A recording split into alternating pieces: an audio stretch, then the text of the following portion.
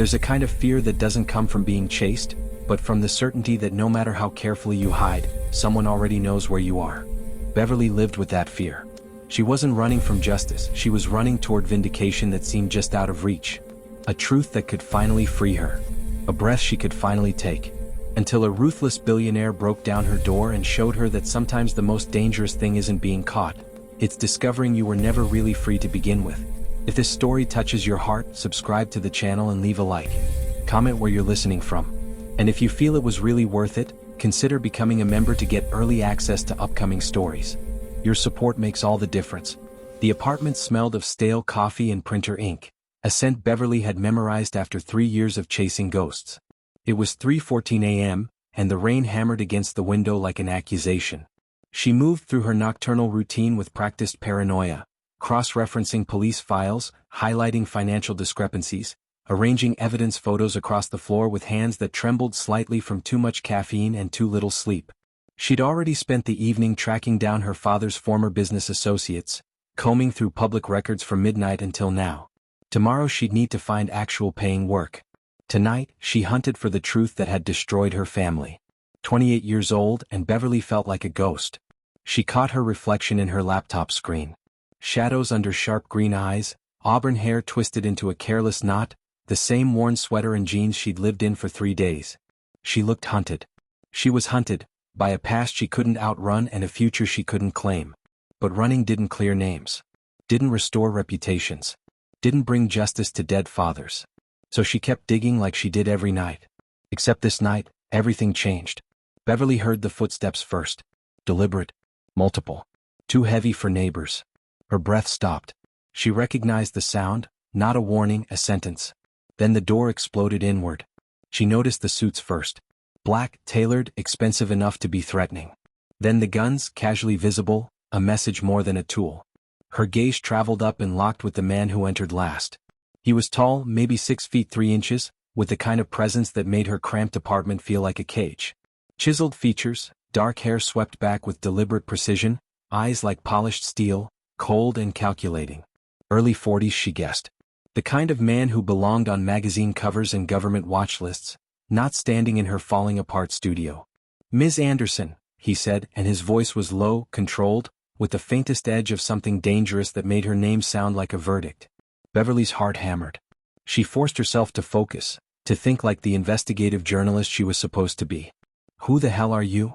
He studied her scattered files with an attention that seemed excessive for random evidence. Or maybe he was studying her. She couldn't tell. "Jack McDonald," he said finally. "And you've been looking for answers in all the wrong places." "I don't know what you're talking about." "Then I'll make it simple." His gaze locked onto hers and Beverly felt the world tilt. "You belong to me now." The silence of Beverly's apartment didn't shatter, it disintegrated. One moment she was staring at the glowing blue light of her laptop, and the next the heavy oak door was kicked inward with a sound like a gunshot. She didn't scream, she was too busy lunging for the burner phone tucked under her mattress, but a hand as hard as iron clamped around her wrist before she could touch it. 2 shadows in tactical gear hauled her upright, her feet barely skimming the floor as they dragged her toward the threshold of the life she had spent years carefully constructing. "Check the hard drives. Leave the rest," a voice barked. It was cold, clinical, and devoid of the hesitation Beverly had relied on to survive this long. She fought with a feral intensity, kicking at shins and twisting her body, but the men were immovable. They threw her into the back of a blacked-out SUV that smelled of ozone and expensive leather. The city blurred past in a smear of neon and rain, the driver weaving through traffic with a reckless precision that suggested he owned the streets. Every time Beverly tried to speak, a gloved hand tightened on her shoulder, pinning her to the seat. The escalation was relentless. She wasn't just being detained, she was being erased. The vehicle climbed toward the clouds, spiraling up the ramp of an obsidian glass skyscraper that pierced the heart of the financial district. When the elevator doors opened directly into a sprawling penthouse, the sheer opulence felt like another form of violence. The walls were floor-to-ceiling glass, revealing a rain-lashed skyline that looked small and insignificant from this height. In the center of the room, framed by the lightning that flickered over the harbor, stood a man who radiated a terrifying, quiet gravity. He didn't turn around immediately. He stood with his hands clasped behind his back, watching the storm. "You have 3 hidden bank accounts for aliases, and a penchant for digging into things that tend to get people buried, Beverly Anderson, he said. His voice was a rich, dark velvet that vibrated in her chest. When Jack H. McDonald finally turned, the air seemed to leave the room. His eyes weren't just cold, they were predatory, looking at her not as a captive, but as a puzzle he had already solved. He stepped into her personal space, the scent of expensive bourbon and wood smoke surrounding her. Beverly squared her shoulders, her heart hammering a frantic rhythm against her ribs. "I'm a journalist, Jack. Whatever you think you're hiding, I'll find it," she hissed, her voice trembling despite her bravado. Jack leaned in, his lips inches from her ear, his breath warm against her skin. "I'm not hiding anything from you, Tesoro. In fact, I'm going to show you everything." He pulled a sleek, silver remote from his pocket and pressed a button. A wall of monitors hissed to life, displaying a live feed of her mother's nursing home room. A man in a dark suit sat just outside the door. Jack's grip on her chin tightened, forcing her to look him in the eye. "But first, you're going to tell me exactly who gave you my private ledger, or the next thing you see on that screen won't be a nurse."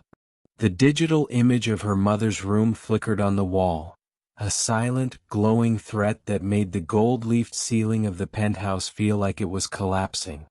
Beverly's breath hitched, her lungs burning as if the oxygen in the room had been replaced by Jack McDonald's suffocating presence.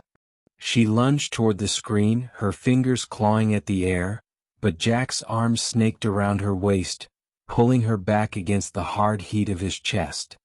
"Don't," he whispered, the vibration of his voice rattling her spine. "The moment you touch that screen, I call the man at the door. And believe me, Beverly, he isn't there to check her vitals."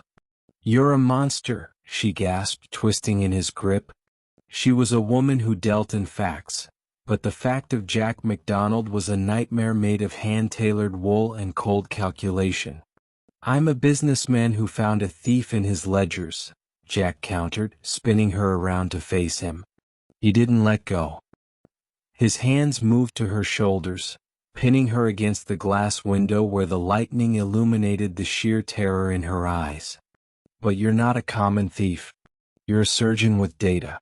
You found things my own security team missed. That makes you a liability or an asset." The escalation was dizzying. He wasn't just threatening her life, he was dismantling her identity. He began to pace, his movements fluid like a panther in a cage of his own making. He outlined the deal, a life of luxury that was nothing more than a high-tech prison. She would move into the guest suite, eat at his table, and use her brilliant, investigative mind to hunt the traitor bleeding his empire dry. If she succeeded, her mother would receive the best private care in the country and her father's name would be scrubbed clean. If she failed or if she ran, the monitors would go dark. "I won't work for a murderer," she spat, though her heart was failing her, thudding a rhythm of surrender. Jack stepped close again, his shadow swallowing her whole. He reached out, his thumb tracing the sharp line of her jaw with a tenderness that felt more dangerous than a blade. "You'll work for me because you have no other choice. Because the people who framed your father are coming for you next, and I'm the only wall between you and the grave." He signaled his men, who began wheeling in her meager belongings from the SUV, her laptop, her files, even the framed, cracked photo of her father. They were moving her in, colonizing her life before she had even said yes. The walls of the penthouse seemed to grow thicker, the glass reinforced, the golden cage snapping shut. Jack walked toward the heavy mahogany doors of his study, pausing only to look back at her over his shoulder. "Get settled, Beverly. Your first task is on the desk." He paused, a cruel, beautiful smirk touching his lips. "And don't bother looking for the exits. The locks on these doors aren't meant to keep people out, they're designed to keep you exactly where you belong." As the doors clicked shut, Beverly's phone, her real phone, the one she thought was hidden in her boot, buzzed in her pocket. She pulled it out with trembling hands. It was an anonymous text sent only seconds ago. "Don't trust the billionaire. I'm the one who has your father's real killer. Meet me in the library at midnight or he dies twice." The library was a tomb of dark mahogany and leather-bound secrets, but for Beverly, it was a battlefield. Her hands hovered over the sleek carbon fiber laptop Jack had provided, a machine faster and more intrusive than anything she had ever touched. Every click of the keys felt like a heartbeat. She had exactly 6 hours before the sun rose, and with it, the threat against her mother. The anonymous text burned in her mind, a jagged splinter of doubt. Was Jack her protector, or was he the very man who had orchestrated her father's downfall? She dove into the shipping logs of McDonald International, a labyrinth of shell companies and offshore accounts that would have baffled a seasoned forensic accountant. But Beverly didn't look at the numbers, she looked for the rhythms. She looked for the ghosts, the tiny 3-second delays in port clearances, the weight discrepancies in cargo that only appeared during the graveyard shifts in Singapore and Rotterdam. The stakes escalated when she hit a localized firewall, a digital trapdoor designed to fry the hardware of anyone snooping. Her screen bled red, a countdown timer appearing in the corner, 60 seconds to system purge. Panic flared, a cold sweat slicking her palms. If she lost the data now, she lost her leverage. She lost her mother. Don't fight the wall, Beverly. Redirect the flow, a voice rasped from the shadows. She gasped, spinning around to find Jack standing by the fireplace, a glass of amber liquid in his hand. He wasn't watching the screen, he was watching her face, studying the way she handled the pressure. I don't need your help, she snapped, her fingers flying across the keys in a blur of motion. With 5 seconds to spare, she bypassed the secondary encryption, not by breaking it but by mimicking the signature of the mole. The red cleared, replaced by a cascading list of names and redirected funds. Her breath hitched. She hadn't just found a leak, she had found a systematic siphoning of millions, all flowing toward a private security firm she recognized from her father's old files. The connection was undeniable. The man bleeding Jack dry was the same man who had destroyed her family. I found him, she whispered, the triumph in her voice clashing with the terror in her heart. Jack stepped into the light of the monitor, his expression unreadable. He looked at the data, then back at the girl who had done in 3 hours what his specialists couldn't do in 3 months. A flicker of something, was it respect? Was it hunger? Passed through his dark eyes. He leaned over her, his hand resting on the back of her chair, effectively pinning her between his body and the desk. You're more than a journalist, he murmured, his thumb grazing the collar of her hoodie. You're a weapon. Before she could respond, the library's internal comms system hissed to life. A panicked voice broke the silence. Sir, we have a breach at the east gate. It's not a raid, it's an extraction. They're after the girl. Jack's grip on her chair tightened until the wood groaned. He didn't look at the door. He looked straight at the anonymous phone still sitting on the desk, which began to vibrate with a video call. Beverly reached for it, her heart stopping as the screen flickered to life, showing a grainy, dark hallway. A man's voice, distorted and cold, filled the room. You have 10 minutes to bring her to the balcony, Jack. Or we blow the nursing home floor. The digital threat on the screen vanished into black as Jack drew a sleek, customized pistol from his waistband, but he didn't aim it at the door. Instead, he slammed his hand onto a hidden panic button, and the library was instantly bathed in the rhythmic, pulsing crimson of emergency lights. The stakes had moved from financial to lethal in a heartbeat. Outside, the sound of a distant explosion rocked the building, a dull roar that vibrated through the floorboards and up into Beverly's soul. Get down? Jack commanded, his voice a low, dangerous snarl. He grabbed her by the arm, dragging her behind the reinforced mahogany desk as glass from a high-altitude drone strike shattered the upper skylights. Rain and shards of crystal rained down like diamonds from hell. In the sudden heavy silence that followed the blast, tucked into the small space between the desk and the wall, the world shrunk down to just the two of them. The proximity was suffocating. Beverly could see the vein pulsing in Jack's neck, the microscopic scars on his knuckles and the raw, unmasked fury in his eyes. But as she looked closer, she saw it. The shadow of a ghost that mirrored her own. You knew him, didn't you? Beverly whispered, her voice cracking as the adrenaline ebbed into a sharp, painful clarity. The man on the phone. He didn't just frame my father. He took someone from you too. Jack's jaw tightened until it looked like it would snap. The ruthless billionaire facade cracked, revealing a man who was bleeding internally from a decade-old wound. He was my brother in arms, Jack rasped, his eyes fixed on the door. Until he decided that my empire was worth more than my life. He didn't just frame your father to get to those ledgers. He killed the only woman I ever planned to give this world to. He made me a monster, Beverly. And now he's using you to finish the job. The escalation was no longer about bullets, it was the devastating weight of shared grief. For a split second, the journalist and the mob boss weren't predator and prey. They were two broken halves of a single tragedy. Jack reached out, his hand hovering near her face, his touch hesitant, almost human. "I tried to run from this for 10 years, Beverly breathed, her eyes searching his. "But I think I was just running toward you." The moment was shattered by the sound of boots marching down the hallway, not the tactical, orderly step of Jack's security, but the heavy, rhythmic thud of an invading force. A voice boomed through a megaphone from the balcony outside, distorted by the wind and rain. "Time's up, Jack. Bring the girl out or we ignite the nursing home. You have 5 seconds." Jack looked at Beverly, a dark, desperate resolve hardening his features. He didn't move toward the door. Instead, he grabbed a heavy iron poker from the fireplace and slammed it into the floorboards at her feet, revealing a hidden, narrow crawlspace. "Go," he hissed, shoving her toward the dark hole. "No matter what you hear, do not come out. I'm going to end this." "Jack, no." He ignored her, standing up and walking toward the balcony with his hands raised, but as he stepped into the rain, Beverly saw what he was hiding in his palm, a detonator marked with the McDonald Syndicate crest.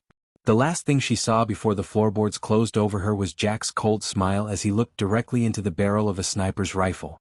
The air in the grand ballroom of the McDonald estate was thick with the scent of lilies and expensive cologne, a sensory mask for the lethal tension humming beneath the surface.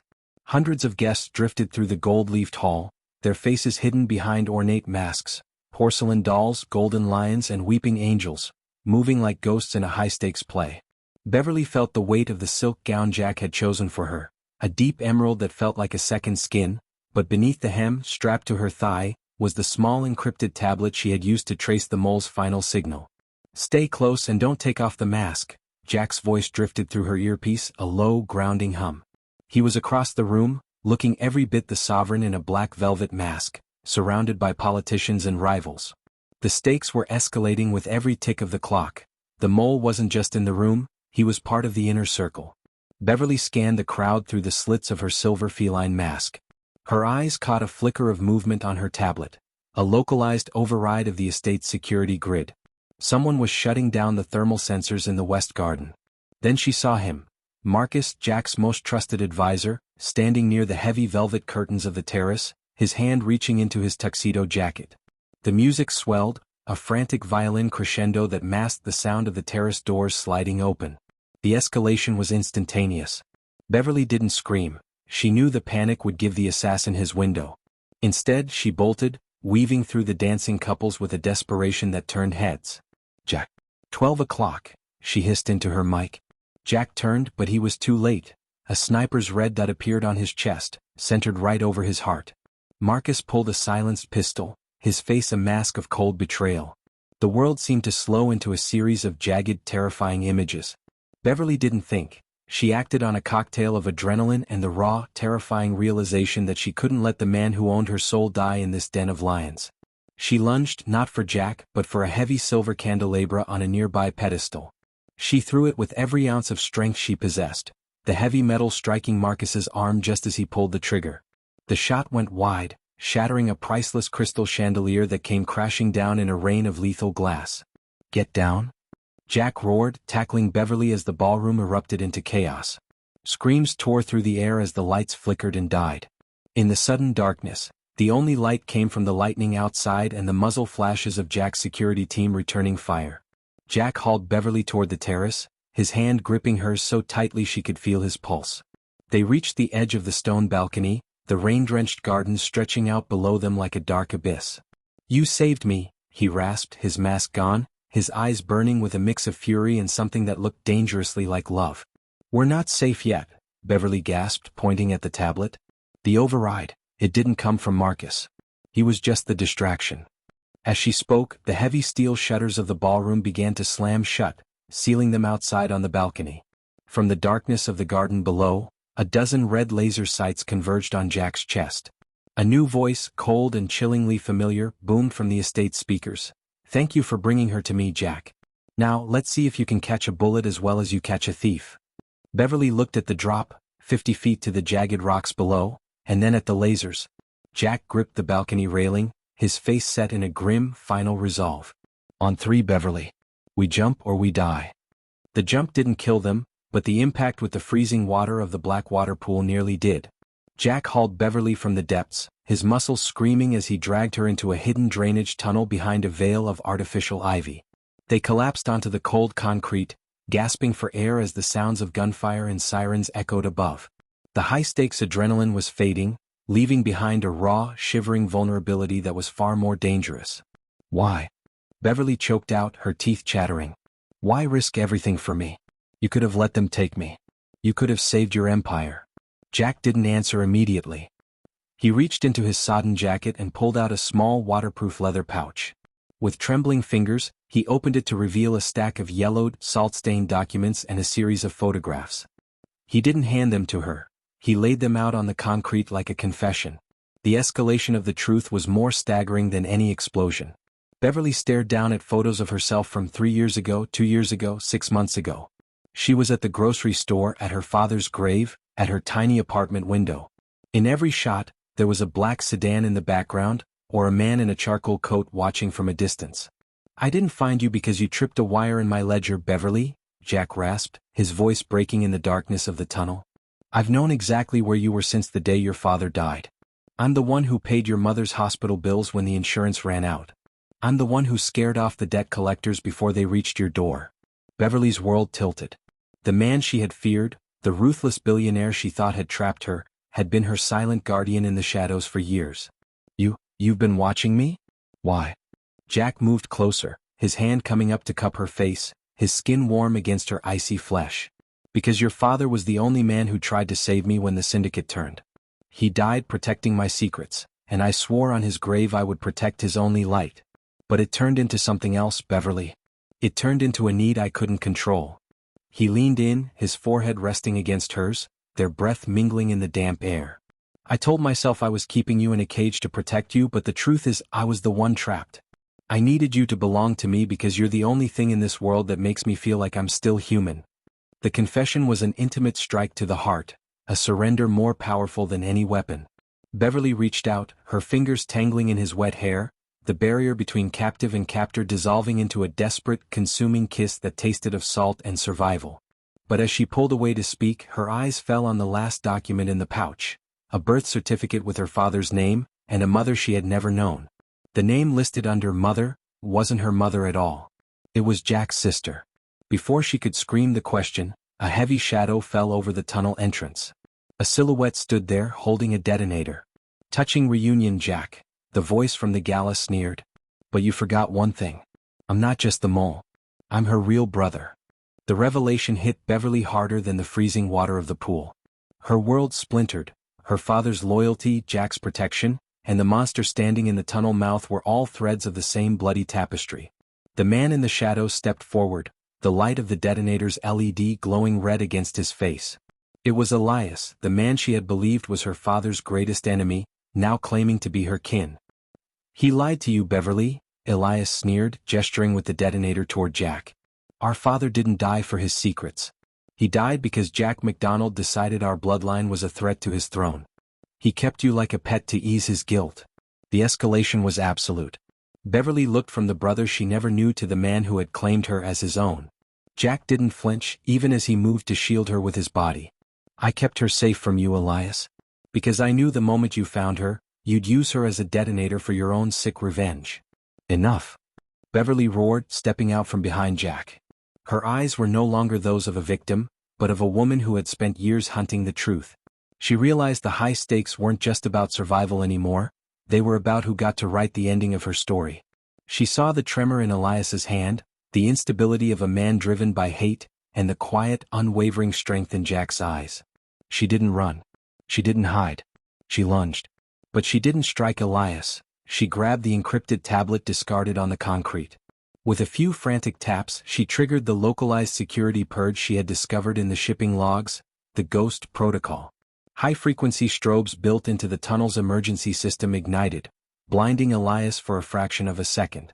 Jack moved with the lethal speed of a predator, disarming Elias and pinning him to the damp wall as the detonator clattered harmlessly into the water. It's over, Jack hissed, his voice echoing with the finality of a king reclaiming his court. 3 months later, the rain-slicked city looked different from the balcony of the McDonald Anderson Foundation. The shadows were still there, but they no longer felt like a sentence. Beverly's father had been exonerated, his name etched in marble at the entrance of the new investigative journalism center Jack had built for her. Jack stepped out onto the balcony, wrapping his arms around her waist and pulling her back against his chest. He leaned down, his lips brushing her ear as he whispered the words she no longer feared. "I told you, Tesoro. You belong to me." Beverly smiled, turning in his arms to look out at the horizon where the sun was finally breaking through the clouds. She reached into her pocket, pulling out a small velvet box containing 2 matching gold keys. "And you belong to me, Jack. Which means we're both finally home." But as they stood in the quiet of their victory, Beverly's phone on the table behind them lit up with a single restricted message that made her breath catch. "The brother was just the beginning. Your mother is still alive and she's coming to take back what's hers." The morning air over the city no longer tasted of cold iron and paranoia, it tasted of rain and cedar. Standing on the glass-walled balcony of the McDonald Anderson Foundation, Beverly looked out at the skyline that had once been her hunting ground and her hiding place. She was no longer a ghost in the machine or a name on a redacted police file. She was the woman who had brought a titan to his knees and then helped him stand taller. "You're thinking about the alleyways?" Jack's voice rumbled behind her, warm and solid. He didn't sneak up on her anymore, he didn't have to. He draped a heavy cashmere coat over her shoulders, his hands lingering on her neck. "The places where you used to vanish." "I'm thinking about how much energy I wasted running," Beverly admitted, leaning back into the steady heat of his chest. "I thought freedom was being invisible. I didn't realize it was being seen by the right person." Jack turned her around, his dark eyes searching hers with an intensity that no longer felt like a cage, but like a promise. He reached into his pocket and pulled out a key, not to a penthouse or a safe, but a small, tarnished brass key to her father's old study, which he had spent months painstakingly restoring. "The past is settled, Beverly. Your father's legacy is secure, and your mother is resting in the hills, safe under a name no one can track but us," he whispered, his thumb tracing the line of her jaw. "But the future, that's a ledger we haven't written yet." Beverly smiled, the last of her sharp, defensive edges softening. She realized that being his didn't mean losing herself. It meant having an empire at her back while she hunted the truths that mattered. She wasn't his captive or his pet, she was the conscience of his syndicate and the partner in his life. "I'm done running, Jack," she said, her voice clear and final. She reached up, pulling his head down to hers, claiming him with the same possessive fire he had once used on her. "I've finally landed." As the sun broke fully over the horizon, bathing the glass tower in gold, the 2 most dangerous people in the city stood together, not as master and servant but as equals. The hunt was over, the shadows were at peace, and for the first time in her life, Beverly B. Anderson was exactly where she belonged. Thank you for watching this captivating story. For more on this channel, please subscribe by clicking on the bell icon.